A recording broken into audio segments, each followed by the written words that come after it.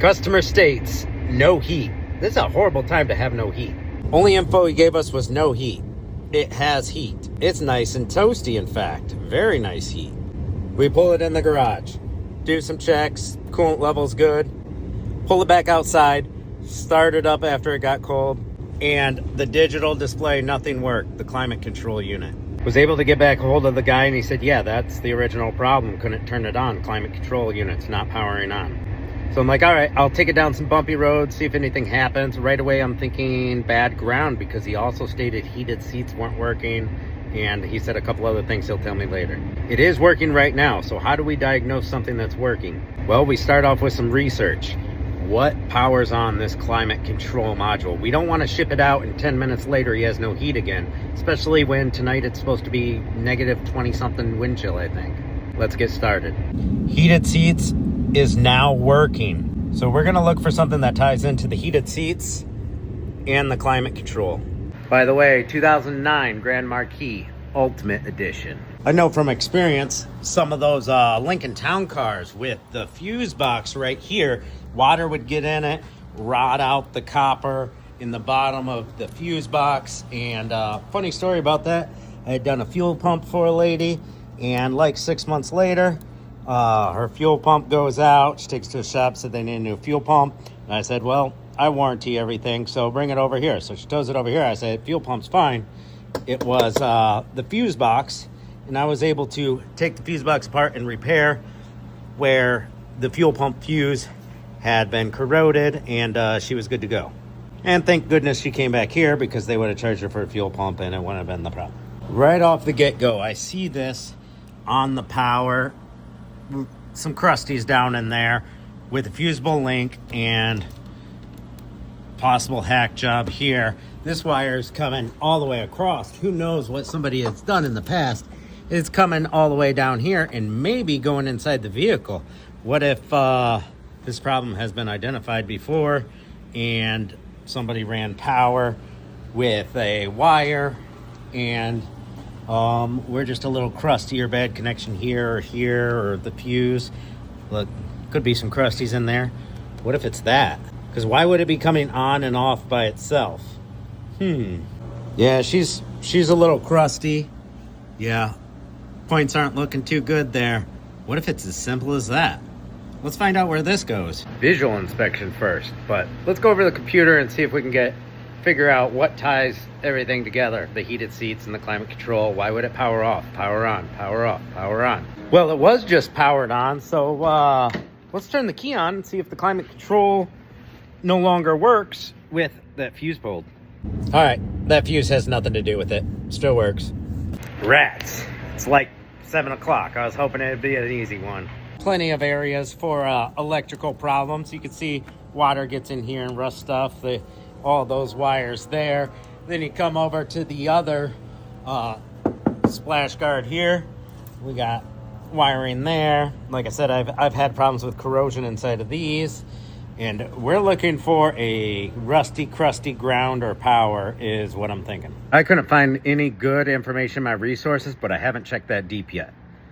I do have more information from the customer.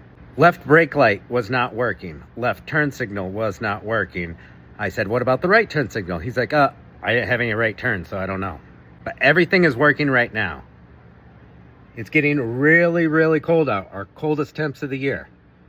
If you have a corroded or rusty ground, shared ground, that controls multiple things. All right, heated seats, climate control, left turn signal, maybe right, left brake light, maybe right. I'm not taking his word for it fully. Metal contracts. So it's already slightly compromised. Electricity does not like the cold weather, right?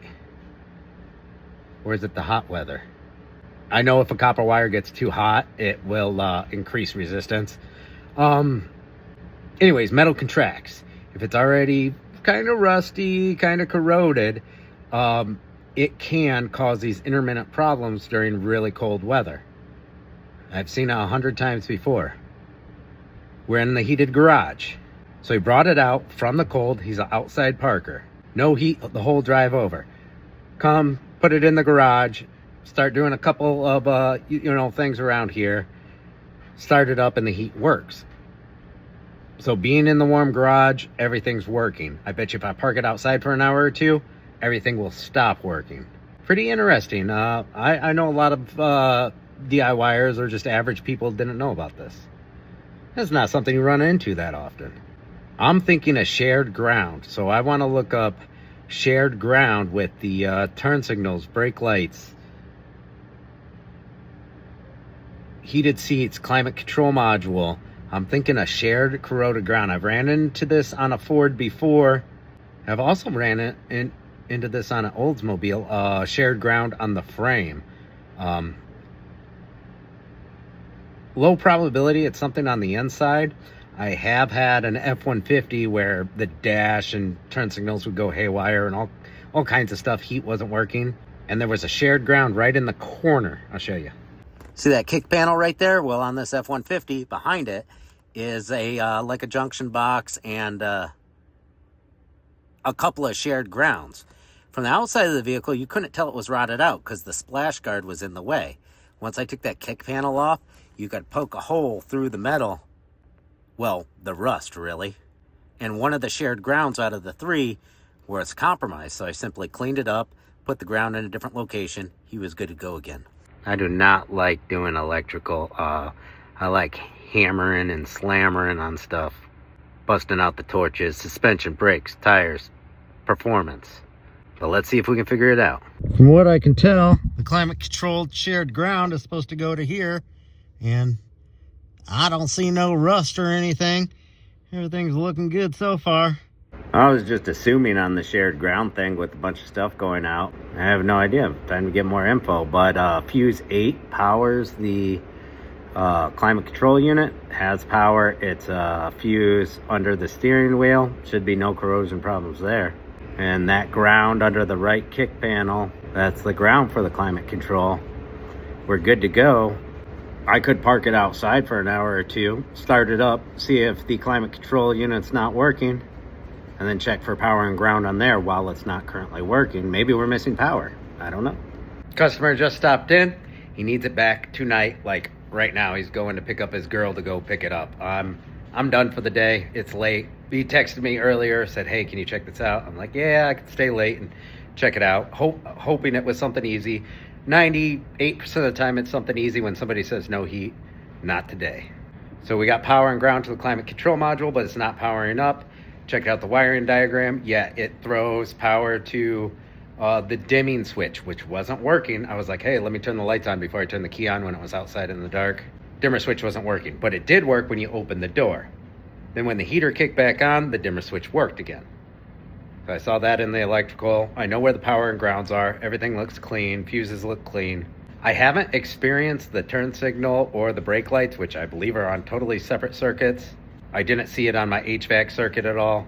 I wouldn't expect to find it there. I have not experienced any of the symptoms except for when I first started it up and before I even got out of the driveway, it came back and has been back ever since. It's been in a warm garage. So my next step would be, hey, pull it back outside, let it get really cold again, and see if everything's not working again. And I've seen this problem on circuit boards quite a few times. Take that climate control module out, disassemble it, look at the circuit board, look for bullseye solder points, burnt out resistors, stuff like that. It would be like a bullseye or a weak solder point.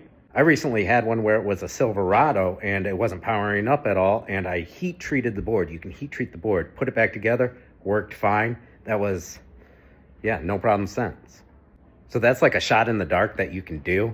And I just do that with a heat gun. You can also use an oven if you know what you're doing, and a glass pan.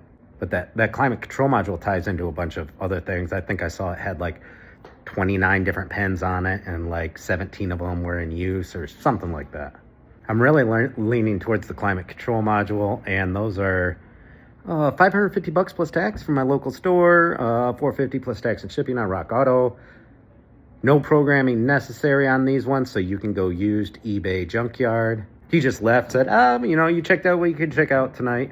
I'm going to go pick up my girl. We got to have it back tonight. I said, well, I'll stick around and leave it in the heated garage. That way, when you pull out, you'll have heat all the way home. And he said he may be able to park this in his garage tonight. And then that way, when they need it for work tomorrow, they'll have heat. And if it is in the circuit board, that's inside the car, not in the engine bay or anything. The heat should work the whole way to work and back, as long as they can continue to park it indoors until this cold snap goes away. A week-long cold snap here in Michigan. But anyways, that's what I did today. That's what I was up to, along with some other projects like valve cover and stuff. Like, no big deal. Just everyday, easy peasy stuff. Nothing too interesting.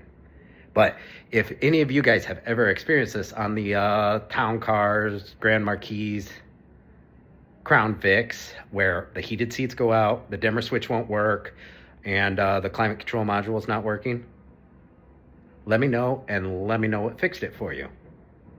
Also, important to state, he did say the vent controls, it's stuck on the dash. And this was a pre-existing condition before what happened today for him. It never went to vents or floor or anything. So that's another important thing to consider. And I did see blend door controls on the wiring diagram, so it's not vacuum actuated on this one. It's a 2009, shouldn't it be, right? So that kind of makes me even more suspicious of the climate control module on its way out. Some weak solder points, something's not working. So once again, any of my mechanic dudes have experienced these exact conditions, let me know in the comments, and maybe we can hook this guy up with a quick, easy, fast fix.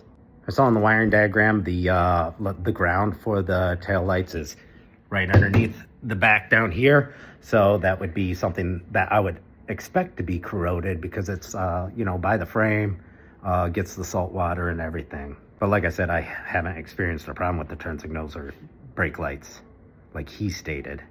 And that's something I could reproduce by letting it park outside for an hour or two. But I don't have an hour or two. He needs it.